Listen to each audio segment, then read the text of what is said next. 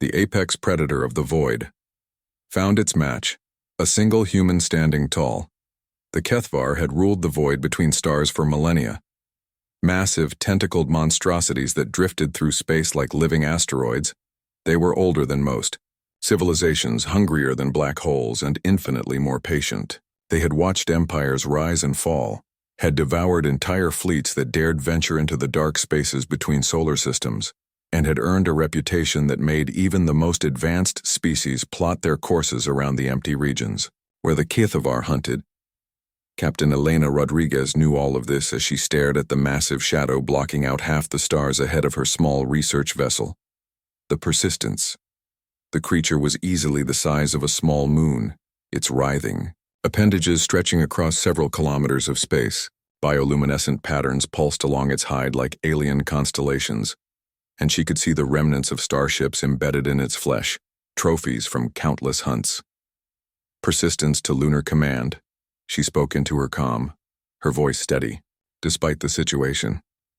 I've encountered a Kethvar entity approximately 400 kilometers from my position. Beginning xenological documentation protocols. The static-filled response crackled back almost immediately. Negative Persistence. Abort mission and return to Luna immediately. Do not engage. Repeat, do not engage. Elena smiled grimly as she switched off the comm.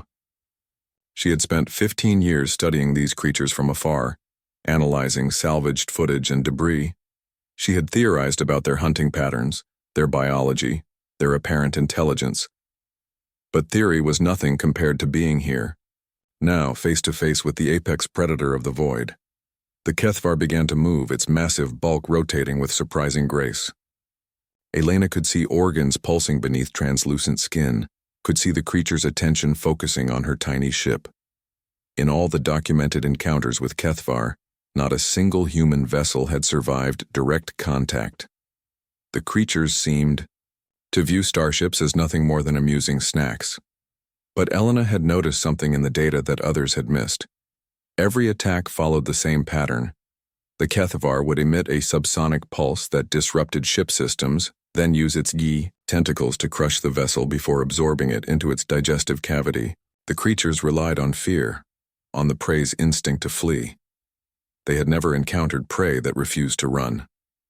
She powered down all non-essential systems, reducing her ship's energy signature to almost nothing. Then she did something that went against every survival instinct humans had evolved over millions of years. She flew directly toward the creature. The Kethvar's bioluminescent patterns shifted to what Elena recognized from her studies as an aggressive display. Tentacles larger than subway trains reached toward her ship, moving with deceptive slowness through the vacuum. The creature emitted its subsonic pulse, but Elena had shielded her ship's systems and felt only a slight vibration through the hull as the first tentacle wrapped around the Persistence. Elena activated her ship's modified mining laser. The focused beam, designed for cutting through asteroid cores, sliced through the alien flesh with surgical precision. The Kethvar's patterns flickered in what might have been surprise as luminous fluid, its equivalent of blood, sprayed into the void. But Elena wasn't trying to kill the creature. Her laser cuts were precise, calculated. She was performing surgery.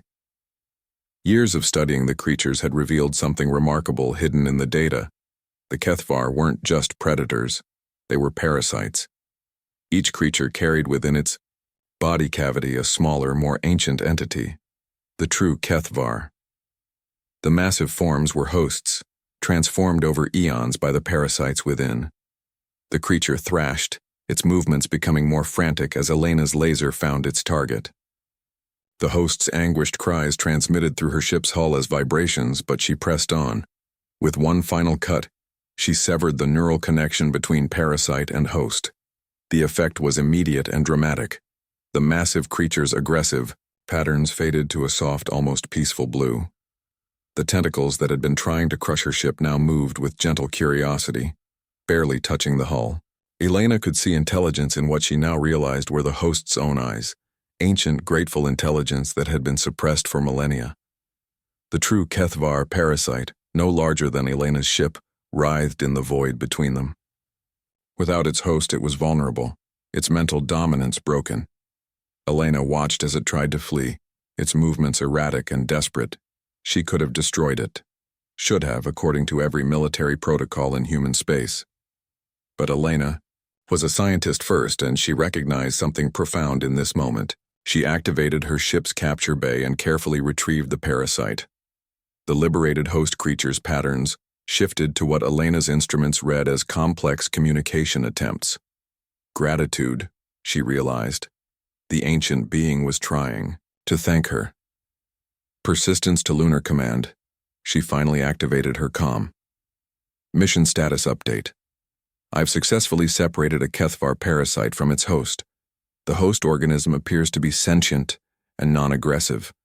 Requesting xenobiological research team for first contact protocols. The response was immediate chaos. Overlapping voices of disbelief, demands for her to abort, warnings about court-martial. Elena smiled as she muted the channel.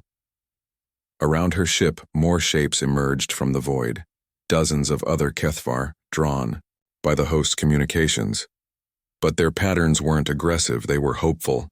They had felt their siblings' liberation and wanted the same freedom. Elena looked at her ship's specifications, at the power levels of her mining laser, at the medical scanners now mapping the approaching creature's anatomy.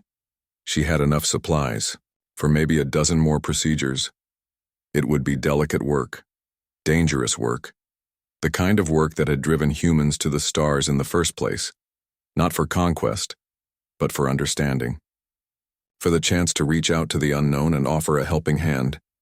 She powered up her systems and flew toward the next creature, carrying with her humanity's greatest weapon, the stubborn refusal to accept that some problems couldn't be solved, with enough knowledge, determination, and a willingness to risk everything for someone else's freedom. In the void between stars, the apex predator had indeed found its match, not through superior firepower or technology, but through the uniquely human ability to see past the monster to the victim within, and to act on that understanding even when facing impossible odds.